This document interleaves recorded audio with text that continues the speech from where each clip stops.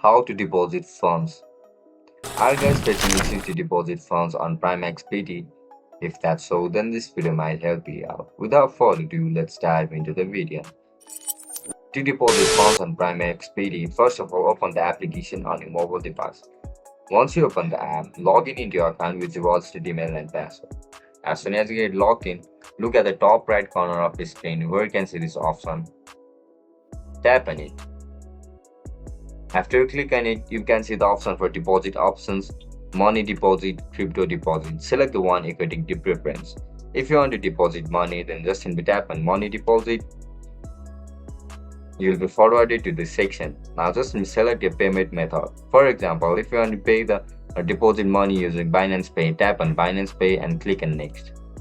After you click on next, you need to verify your account. As soon as you verify your account, tap on continue.